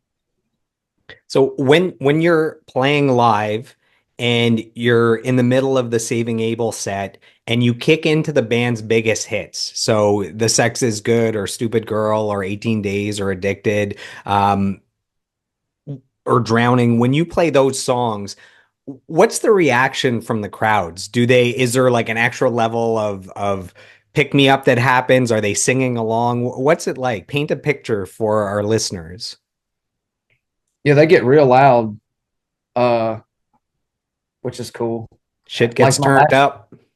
yeah, I get turned up. Like, uh, we don't play the one song anymore. We don't play the "Sex is Good" song anymore. That plays after the show when we're leaving. When Okay, they play it on the we're, PA. yeah, they just play it on PA. Like when we shut the show down, that plays. Is there a sex boycott? What's going on here? No, we're old. You're over it. Yeah, like everybody's got kids and stuff. I don't be like It's that more of band a was. it's more of a PG-13 show now. Well, not only that, like they'll tell you straight to your face that's not what they wanted to be anymore. Like Jared says it all the time. He's like, oh, man, I was 23, 24 years old. That was just a part of my life, whatever. Like it's just not part of my life anymore. That's the good thing about making music and making art is like you get to grow as a person too. But I'd say yeah, they get a little louder. Uh we don't end with the big hits anymore though. So um but yeah, I'd say they get a little louder. I like watching them mess the words up. That's fun. Is that where you turn to the crowd and you're like, all right, you sing, when you forget the words, you just hope the crowd knows it.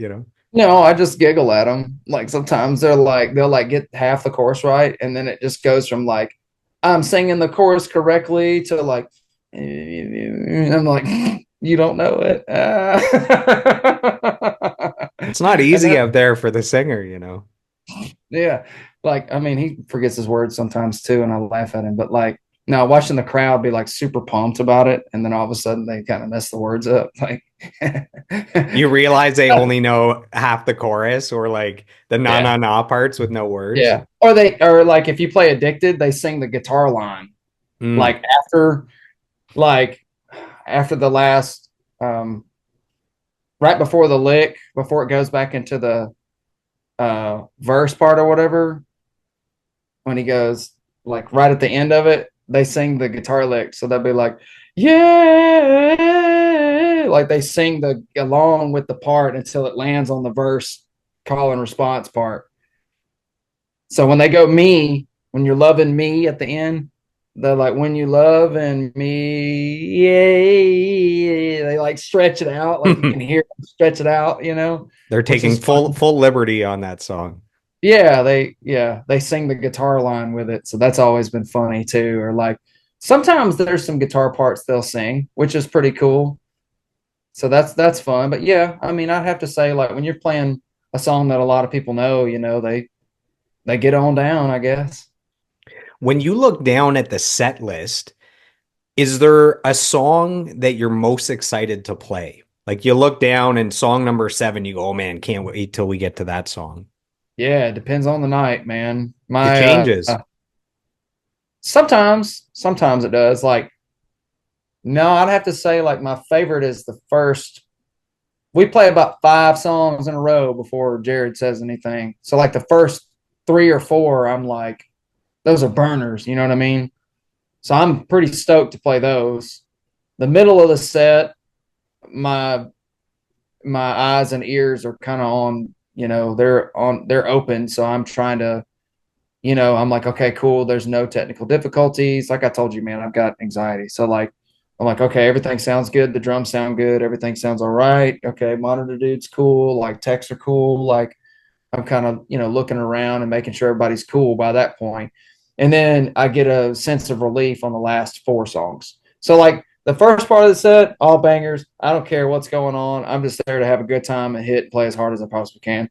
The middle section, I'm like, okay, we sound pretty good. The crowd's reacting pretty good. The last 4 songs, I know we're getting to the end. So I can kind of, and I'm already warmed up by then. So I'm kind of relaxing and stuff. So it gets better towards the end. So it's really awesome at the beginning. The middle is my check in part. The end is where I'm like, okay, it's almost over. We're just going to lay back and, let her eat. We have a lot of musicians that listen to this podcast. For young musicians that are listening, do you have any advice for those that are dreaming of becoming a professional musician? Yeah. Do your thing really good. Be yourself. Don't try to be nobody else. If somebody is, down on you or whatever, or they think they're a critic or something, they probably suck as a human or something. Like it's a little bit of like some competition here and there, and that's cool and that's good to have friendly competition, but like don't worry about somebody stepping on you or something, or if you got a song that you're super passionate about and nobody likes it, like that's your song at the end of the day. So, it doesn't matter what people think. So just go ahead and get that out of there because you don't put yourself in the public now. I'm sure there's people out there that have problems with me and my band, and I don't give a shit. Like, I don't. So that I'd have to say that's probably the best advice is like, don't ever let it get you down. Don't compare yourself to anybody. If you're if you're really serious about this and you're going to do it, don't talk about it. Don't post like big things coming. Just go to work. Just go to work. Don't say nothing about it. You know, don't worry about hitting 1 million followers. Don't worry about if you're going viral or not. Like that's all a bunch of bullshit. Like because if the band or the artist or whoever you're playing with, if they like you, then they like you. That's all you got to worry about is like if the band likes you, don't worry about everybody else. Who cares? Make sure that your gear sounds good. First and foremost, you have to have good sounding gear. So that's a very serious, like spend some money on some good gear. Um, and learn your craft, man. Like learn what you're good at, like what you want to be good at. Cause I know tons of guys in Nashville that'll chase that tour bus and end up with some country artist and they hate their lives because they're playing music they don't necessarily like, but they chase the tour bus thinking that like, oh, all I gotta do is get on a tour bus. And it's like, not really. Like I said before, like after a couple weeks, if you don't like the music and the money's not that great and the vibe is starting to die, you're really gonna not want to be there. So, just be yourself and play really well, or as well as you can. You don't have to be the best. Like, go ahead and get that out of your head. Like, I know guys out there on gigs that will just blow me away. But they're kind of, standoffish as people. But I know guys that are like, who I would think anyway, like, are just meat and potatoes players that are awesome and they have awesome gigs. And I love those people. And I respect the people that are more meat and potatoes than flashy players. I'm not a flashy player by any means. So I just play the song. Just play the song, dude. Hypothetical question. Let's fast forward 50 years into the future or 100 years into the future where most of today's music has disappeared. If you could have just one Saving Abel song still be around in the future, what song would you choose to best represent the band? It doesn't have to be a single, but just for you, what represents the band? Man, that's a hard one because there's two of them that I know that like sound when All I right, hear you them. you get two songs, just two. All right. Two. Oh, cool. First record, the song called "She Got Over Me." That's a pretty good one. It's got a cool bridge in it. And then third record is a song called "Parachute." Those were not singles at all, but they're like, to me, that's what sounds like Saving Abel when I hear it. Other than Drowning, obviously, like that's a big single, but I'll just hit you with some ones that you don't know. So we have, for the last time, some kind words sent in here. And this is from another monster drummer. This is from Paul Crosby, the drummer for the Yeah. platinum selling band Saliva, as well as his new band Cold Words. And Yeah. this is what Paul has to say. He says, I first met Dave when he became the drummer for Saving Abel and instantly connected with him. He's an incredible drummer and a great human being. No matter what band he is jamming with, he has a natural talent for knowing exactly what each song requires, and he executes it flawlessly. I am glad to have him as a friend, and his drumming inspires me to keep working on my own skills. So that's platinum drummer Paul Crosby, Saliva and Cold Words. Awesome, dude. Yeah, Paul's a vibe, dude. Like, I He's a remember vibe. I like he's a that. vibe. Yeah, like I remember there was this one moment. So we all played this festival together. It was Scott Stapp, Saliva, Tantric, Abel, and then I can't remember the rest of the bands, but like it was all of us there that night, right? So, and Greg Upchurch from Three Doors had played with Puddle of Mud for a while, so he was touring with Paul like way back in the Saliva days. And Greg texted me and was like, "Hey, I'm coming to your show in Oklahoma because he lives there." I was like, "Oh, awesome!" Not only is like one of my friends, but like one of my heroes is showing up. Like, dang, this is awesome. So I got him on the back or whatever and around, and we was all out there talking or whatever. And right before Paul was getting ready to walk up on stage, and I went over there and tapped Paul on the leg. And I was like, "Paul, somebody's here to see you." And he turned around and looked, and it was Greg. And he was like, "Oh man!" And it like it felt so awesome to reunite those two guys that hadn't seen each other in years. Like watch them, like conversate was really cool. And I'll send you the picture of us. But we all got a big picture that day, and that I think that's kind of where we all became buddies, like really became like cool. But man, yeah, thanks, Paul. Like Paul's always been super cool, and I love his drumming. Like those the not the first record, that was another guy, but the second and third, well, maybe even the fourth. But Back into Your System, I steal licks from that record all the time. Like, so thank you, Paul. I have a few random questions for you here. So, you used to have really long, like metalhead hair, and now Oh your hair yeah, is short. yeah, That's a that's a good head of hair there. yeah. My question is, where did that change come from? New year, new you. Where did the haircut come from? Because No, that's I that's was like a statement. That's like a lifestyle choice to have the long metalhead yeah, hair. yeah.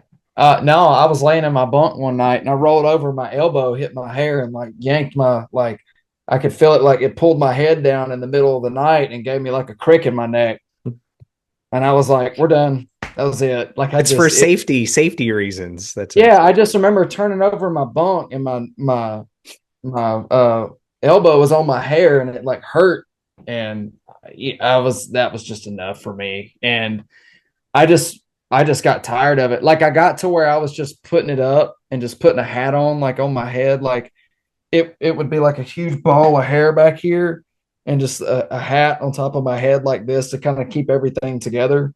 And I just got sick of it. It just got hot and hard to deal with, and I just cut it all off. I saw a picture of you hanging out with rapper Paul Wall. Is there a story there that you can share? Yeah, we were it was this cool festival. It was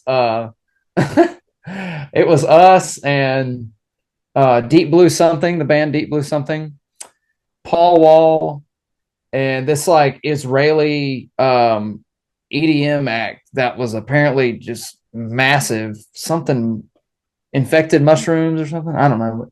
They were a pretty big band, and we were all hanging out or whatever. And I went to the back to like check on my gear to make sure all my gear was in place behind the stage where we were playing. And he was just back there, just hanging out. And I just walked up to him, and the first thing I said was, Paul. And he looked at me, and I said, man, you're one of my heroes. And he was like, oh, thanks, dude. And I was like, can I get a picture of you? And his bodyguards were like standing there looking at me. And I was like, I mean y'all no harm. I just want a picture with Paul Wall. I think he's cool. And he was like, yeah, dude. And he looked at me and he put his arm up next to me and he goes, we're out you. And I was like, I reckon so. And then we took the picture right then. And I thought that was just the coolest thing ever. But no, we just played a festival together, and like it was just a really random festival, and it was such a good time. And he was just super cool. So yeah. So Paul Wall, he kind of disappeared for a bit, and then he's kind of made a comeback recently. And I Mhm. remember like he used to be, kind of chubby or overweight, and it's, now he's like more in shape. And I remember seeing a video on TikTok that went viral, and it showed Paul Wall in concert now, and all these women are like, is Paul Wall low key hot now? And it's like this whole trending thing. It's like, like the hot dad kind of thing going on. And Yeah. he's like all the rage now with these moms, which I thought was kind of funny. Yeah. And what's really cool about that is like he's a very devoted like husband. Like he's like when he first got started, he was like, all I want to do is support my family. That's it. And he did. Like he got married at a really young age and stuck with it. I saw you posted a video from Rick Beata, um, which showed kind of the crazy journey he's been through, where it's like he didn't, he got signed at 36 with his band and dropped at 37. He didn't have his first platinum album until he worked with Shinedown when he was in his 40s. Mhm. His YouTube channel and podcast didn't get big till he was in his 50s, and it kind of gave you hope that if today you feel like you're running out of time or you're behind, he's giving you hope that this is my crazy journey to get here. I guess I was wondering if you're a fan of Rick Beata and his content. Yeah. Yeah. I think he's like incredibly like inspirational. Now, it can be subjective, obviously, but like, um, to some musicians that are like not theory nerds like myself, it's a little hard to wrap your head around some of that stuff he talks about because he's so technical about everything. And that can suck the life out of music really fast. So I think that would be the only drawback. But as far as like him listening to songs and saying, do you hear this part right here? This is like a hook, or this you hear the melody here. That's a great way to help musicians tune their ears. And I do it all the time. I hear little parts and little things here and there in songs, that make me think differently from a playing aspect. Like sometimes some songs call for you to really lock in with, your bass player and your singer like simultaneously because of um, to give the song extra meat while your guitar players are over here embellishing everything and decorating everything.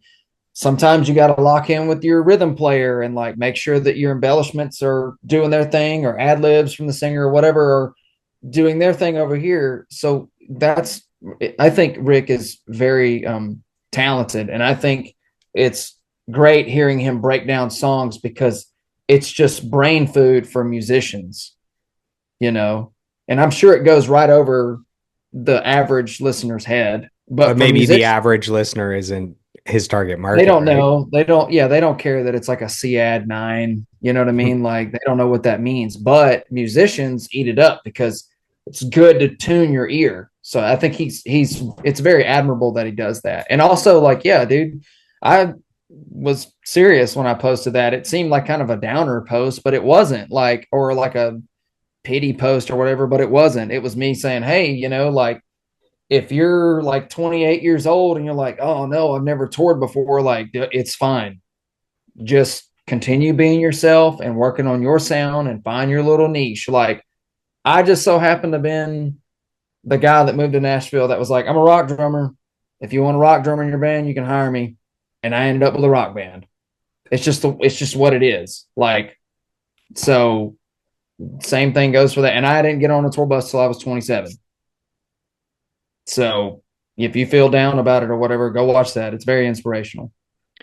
Yeah, I'm a big fan of Rick and his content, and his stuff is an inspiration for me with my podcast and with what I do. And I got a comment once that said on one of my videos, it said, "Is Joel the Rick Beata of Canada?" And I was like, "Oh, that I think that's the greatest compliment anyone could ever give me." It's like I should frame that because it gets me right in the feels.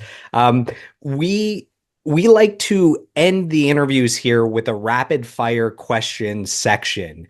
So are you okay if we just blast through a bunch of super quick questions, just fast answers, and then we wrap everything up with a nice bow? Is that okay? Sure, let's do it. All right, here we go. Rapid fire questions. What would you be doing if you didn't become a musician? Playing the drums. You never discover music. What happens? Oh, I don't know. I'd probably work at a. I'd be working at like a bakery or something, or like a coffee shop. Did you ever get to the point where you seriously considered quitting the music business? Yeah, Every day. all the time. But like, I'm like, yeah, better not. This is fun. Yeah, all the time. I don't mean to sound dark or whatever, but yeah, there's some days where I'm like, ooh, this is annoying, but it's all right. I love it. I love it. I really do. I'm married to it, so it's just gonna have to be what it is.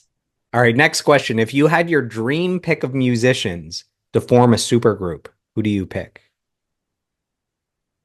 Ooh, So super. you're on drums. You can fill out the I'm on rest of the drums. yeah, and you get to fill out the rest of the band with your dream musicians Oh God. I'd say Richard Patrick singing and playing guitar. from I think Filter. yeah, let me fix that. Um, Bass, probably Ron from Mudvayne. I Nice. know he can handle all that. Um, Another guitar player would be uh, probably Ben Savage from Whitechapel. This is a really awkward lineup. And then singer, Chino from Deftones. That's an amazing supergroup. Um, Yeah. which musician or band were you the biggest fan of before sharing the stage with them with Saving Abel? Like you end up opening for another band or on a festival or something like that. Man, probably Seven Dust. What's the Yeah. best live concert you've ever seen? Gojira. Are there any bands out there that aren't that well known that deserve our attention? So maybe there's a band you love and you just can't figure out why they're not bigger. Yeah, I don't want to tell nobody because they're mine. How dare you, No, I'm sir? just kidding. Let's give I'm them a just little kidding. boost. All right, cool. King's X. King's X. Is there Mm, a album or song everyone should check out? yeah, Shoes. That's the song or the album? It's the album is Dogman. The song is Shoes. Are there any artists you listen to that would surprise our listeners? So maybe like a different, maybe very pop or something. Like, we're looking at you as like a rock metal guy. Is there Yeah. anything very different that would surprise our listeners that you actually enjoy? hmm Yeah, I listen to a lot of goth music too. But Death Cab for Cutie. I think it's Ben Gibbard, I think is the singer. Yes. He might be my favorite songwriter ever. Probably, yeah. I Like mean, just his songwriting is so unique and so clear. yeah. Uh, he might be one of my favorites. I'd say, yeah, probably Death Cab. Uh, this might be a question that needs a long answer, but what would you change about the music industry? I guess just a couple things that come to mind quickly. I know you could write an essay. There's so much that could change for the better, but Well, I try not to complain about things because I'm just grateful to be involved in it. But lower ticket prices so people can get into shows, please. The only way, yeah, I'm grateful for streaming services, but like musicians need to get paid a little bit more, so figure that out, whether people are buying albums or whatever. Form more bands and take more risks. Like there are more first name, last name artists on the charts now than bands. And I think that's annoying. Um, Stop trying to like sound like this band over here. Like stop if you're this band and you sound like that, like it's cool to experiment and stuff, but like stop trying to like if you're trying to get on the radio, like don't try to sound like this other band that's on the radio. Like don't do that. Be yourself. what are the top misconceptions that people have about musicians or drummers? That were rich. I think most people now think that musicians are broke, but yeah. Maybe in Canada, but in Mississippi, They in think everyone's Philadelphia, in maybe Mississippi. maybe in Nashville. You think it's like the music capital of the world. Maybe everyone thinks everyone's rich in Nashville. I mean, I've been asked some pretty silly questions, but yeah, I mean, I guess that we have lots of money or something. Like it's art, dude. What's the best advice you've ever received? Ooh, mm, man, I've got a lot of good advice. Um, I guess one piece of advice that comes to your mind. Man, I can go back and say that my friend Matt Dice, like when I was touring with him, like golly, there were everything he said. I was just like a sponge, but lots of stuff that he said for sure. But I guess like Bartlett saying read the room, like that went a very long way with me. So yeah, read the room, man. Like if you're in there and it's not vibing, like get out. If you could sit down for a conversation with anyone, who would it be and why? Frank Zappa, That's a good because one. yeah, Frank Zappa. That's a unique mind right there. Yeah, exactly. I'd want to hear his views on everything, especially like things now. If I could talk to him today, I would just want him to see everything and make up his mind and make assumptions on things, and so that I can learn from it. This is So, the final question from the rapid fire section. What would be your final death row meal? So you end up on death row. Obviously, you're falsely convicted. You didn't do anything, but you get one meal. What would you choose? You can do a meal, a drink, a dessert. What is your death row meal? all right, can it be a couple things? Yeah, man, this is the last meal you'll ever have. Go for it. I want a bowl of shrimp and grits on the side. I want a bacon temptation omelet on this side with no tomatoes from IHOP. I want a pitcher of coffee, and I want a big old bowl of chitlins with some ketchup on them. And that'll Amazing. Do you want be a dessert with that? A drink? Oh, you have coffee already. dessert. Man, I have to say, what's a really some cheesecake. Hmm. From like Cheesecake Factory or something specific? Just a good cheesecake that ain't ruined. That ain't ruined. Yeah. Yeah. A cheesecake that hasn't been smashed with a hammer. Okay. Yeah. Just a few more questions for you, and these aren't rapid fire. You can answer however you seem fit. Do you have any dreams that have still not been attained that you're working towards? Yeah. Are you able Uh, to share any of them? yeah. Playing Saturday Night Live. I've always wanted to do that. Um, Finally getting to be satisfied with things myself, becoming satisfied with whatever I'm doing. Um, Other dreams. Um, I would like to. I would like to have all of my friends, like real good friends, in a room together, listening to the same music and like just vibing and eating food. I've never really done that before. I mean, all of my friends. Like, I want everybody in the same room. Maybe that could be like a goal for a birthday coming up or something to really Yeah, I have would like everyone come all of my. together. If anybody's listening and my birthday's coming up or whatever, it didn't even have to be that. But like, I just want to be in the room with my people, like enjoying like life with them. Because all my most of my friends are on the road all the time, so I don't ever get to see them. When you look back on your life and career, what are you most proud of and what are you most grateful for? Um, I'm grateful that I never stopped. Like I just kept doing it. I have like a very like Forrest Gump mentality when it comes to doing music. I just keep going. Like I'm super grateful that even though some opportunities may pass by or some opportunities, fall through the cracks, I don't beat myself up. I just keep going. And I'm grateful for the ability to just kind of just jump over a speed hump and just keep going, you know? Final question.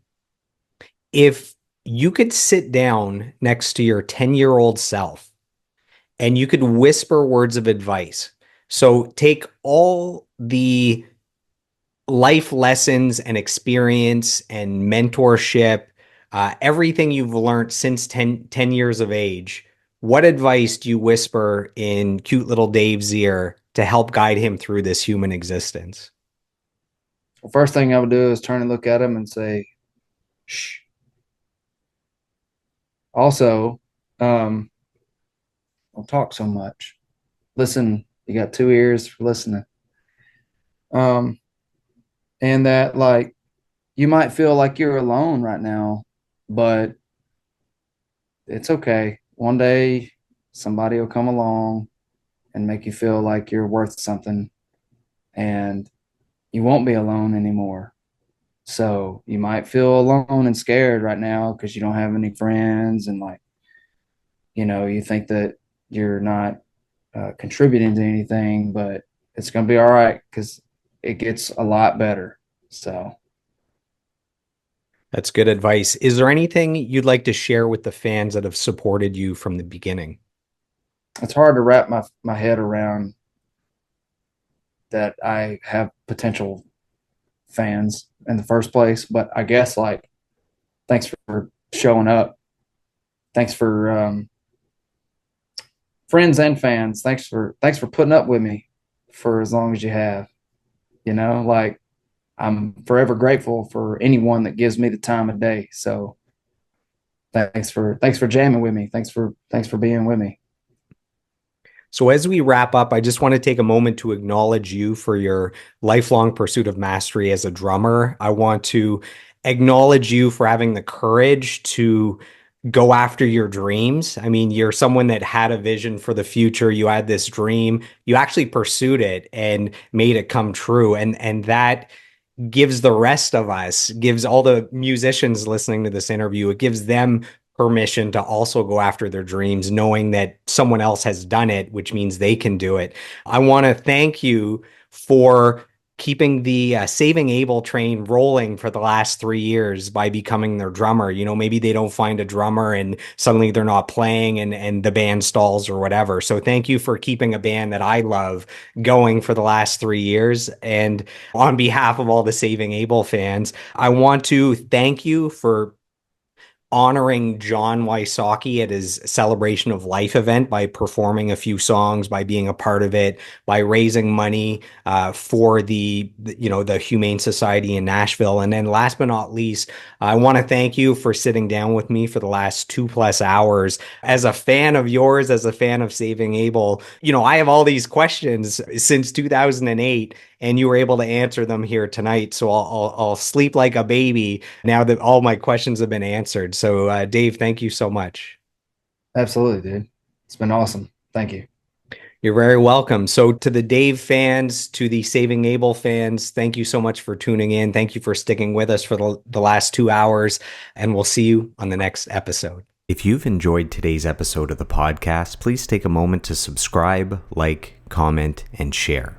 What I want to know is, who would you like me to sit down with next for a 2-hour deep dive interview? You can let me know by reaching out to me on social media. You can find me on Facebook, Instagram, YouTube, and TikTok at Joel Martin Mastery. Joel is Joel. And you can find me on Twitter and Snapchat at Joel Mastery. So I am done. I am complete. I approve this message, and I'll see you on the next episode.